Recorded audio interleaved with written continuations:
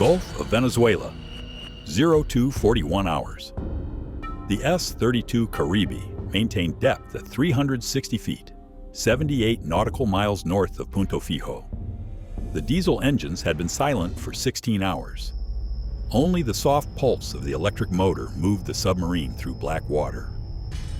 39 crewmen listened to the rhythmic ping of passive sonar, searching for the sound that would justify their mission. Captain Luis Herrera stood beside the fire control console, headset pressed tight, eyes fixed on a single line of data crawling across the display. It wasn't what they expected. Not a carrier group, something smaller, faster. A convoy of American support vessels cutting west toward the Colombian coast, likely refueling assets for the George Washington. His orders were simple: track, observe, report. But Caracas had quietly attached an addendum to the mission brief. If opportunity presents, engage. By 2:58, the Caribe sonar officer classified 4 contacts. Acoustic signatures confirmed a TAO-class replenishment oiler, an Arleigh Burke destroyer, and 2 escort frigates. Herrera knew what that meant. The Americans were shifting the strike group's logistics westward.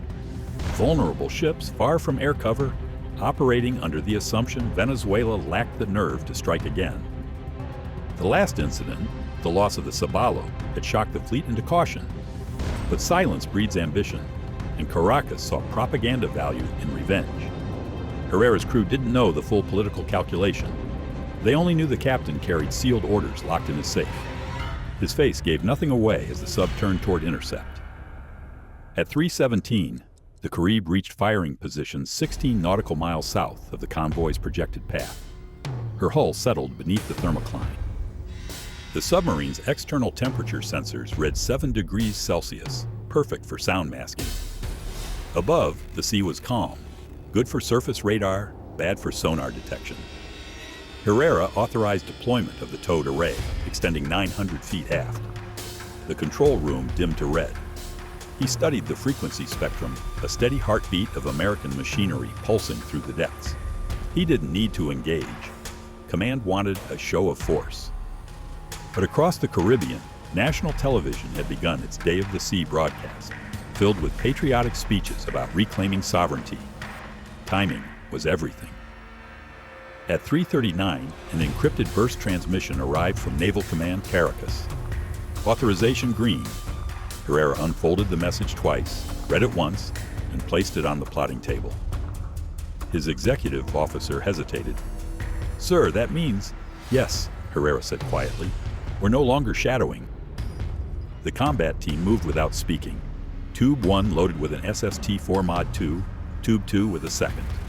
Both wire-guided, configured for shallow-depth detonation. The fire control officer entered targeting data manually. Bearing 014, range 15,800 yards, speed 18 knots. The destroyer was the priority. The oiler secondary. The math was brutal. If the Americans reacted within 40 seconds, the Caribe would not survive. But if the torpedoes struck, Caracas would claim its vengeance, and that was enough for headquarters. At 3:41, the Caribe fired. Compressed air roared through the launch chambers. 2 metallic cylinders streaked forward into the dark. The hydrophones registered the transient shockwave instantly. There would be no stealth now. The wire guidance fed targeting corrections, the torpedoes adjusting their path beneath the convoy's sonar cone. But the Americans were already awake. Aboard the USS Spruance, Commander Robert Keegan had been reviewing sensor drift when the sonar watch reported twin transients at bearing 174. He reacted with pure muscle memory. Torpedo in the water, bearing 174. Klaxons triggered, lights shifted, crewmen sprinted. The destroyer executed a high-speed turn, engine screaming as countermeasures deployed. The Spruance launched 2 Nixie decoys within seconds. Their synthetic noise filled the water with false signatures. But the Caribe's torpedoes were older models, relying on wire command more than onboard processing. Herrera adjusted their run manually, trying to maintain track through the decoy interference. Then the first wire snapped, a sharp metallic ping, then complete silence in the headset. The torpedo went blind. The second wire held for another 20 seconds before it too failed. Both weapons were now autonomous, chasing the loudest sounds they could find. Keegan's ship reversed thrust, creating turbulence that distorted acoustic returns. The first torpedo detonated 300 yards astern, harmless but close enough to rattle compartments. The second passed under the hull of the oiler and exploded near the surface, sending a column of water 100 feet high. No casualties, but the message was clear. Venezuela had fired again. The Caribe began evasive maneuvers. Herrera ordered a dive to 500 feet and course south-southeast. The submarine creaked as pressure built along the hull. Battery power dropped to 74%. Above them, the Spruance launched a pair of MH-60R Seahawks. Each helicopter deployed dipping sonar and dropped Mk-54 torpedoes set for medium-depth tracking. The Caribe's passive sensors detected the active pings minutes before the first torpedo entered the water. Herrera ordered the release of acoustic countermeasures, bubbles, decoys, noise generators. The sea filled with confusion. For 7 minutes, the submarine weaved through thermal layers, alternating speed and depth. Then a new sound, high-pitched, fast, closing. One of the Mk-54s had reacquired. At 3:56, the torpedo detonated close enough to rupture the aft sonar dome. Water flooded the compartment, taking the lives of 2 crewmen instantly.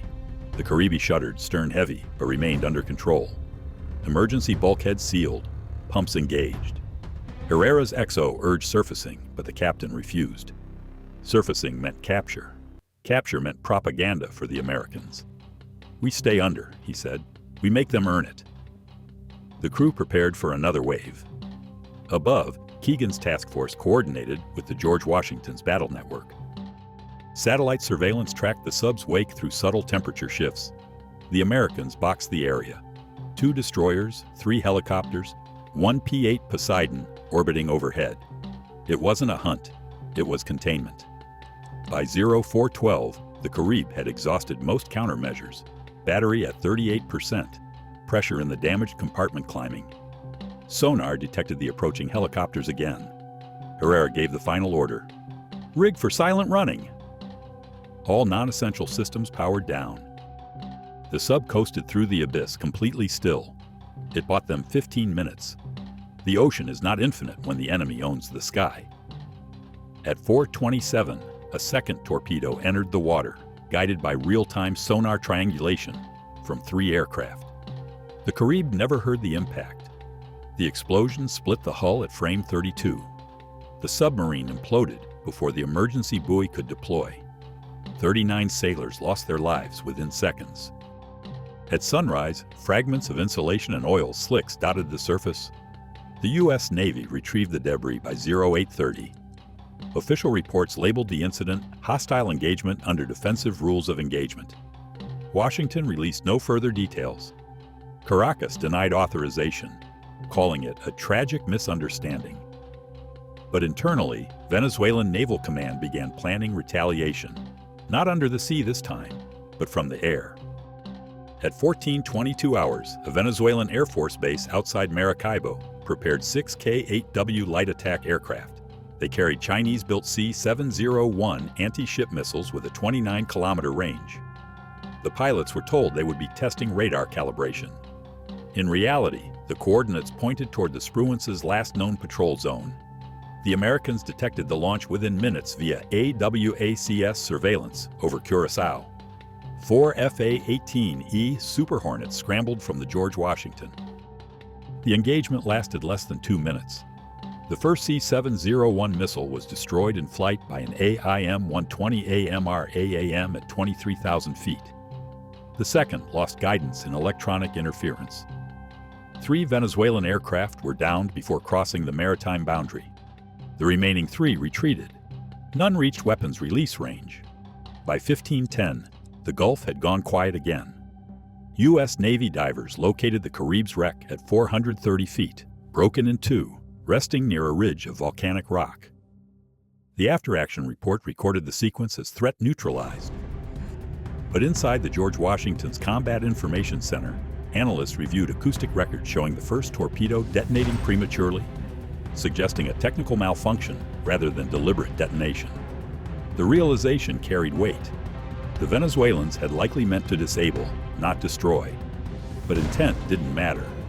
The exchange had crossed the line from provocation to war. At 1920 hours, Washington, D.C. time, the National Security Council convened an emergency session. Satellite feeds displayed the wreckage of the Venezuelan submarine and the destroyed aircraft near the border. Military advisors argued for restraint. The president authorized heightened defensive posture only. No retaliation beyond continued surveillance. Inside Caracas, however, the narrative was different. State television broadcast footage of grieving families in empty uniforms draped across coffins. Government spokesmen blamed American aggression and vowed a measured response. Meanwhile, Venezuelan radar sites along the coast activated continuous tracking of U.S. naval formations. By 2315, the George Washington's Air Wing executed a show of presence. 4 Super Hornets flying at low altitude along the Venezuelan EEZ boundary, their radar beacons active. The message was unmistakable.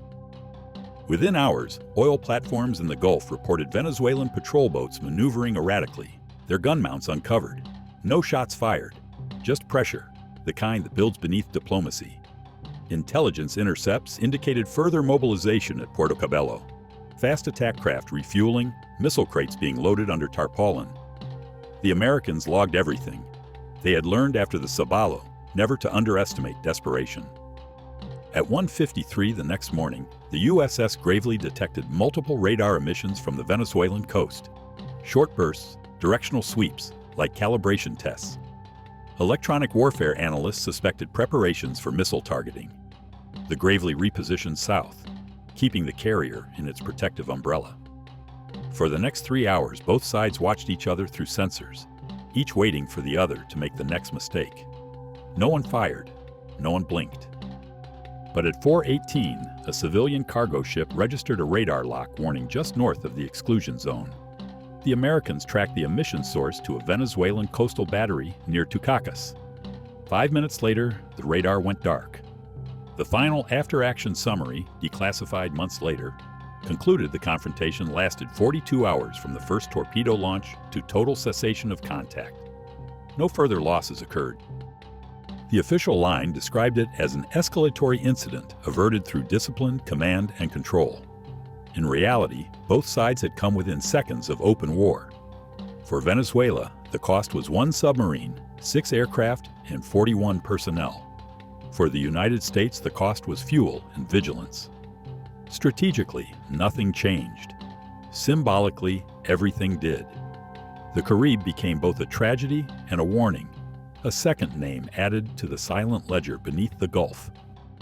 In the months that followed, the Venezuelan Navy halted all submarine patrols north of Puerto Cabello.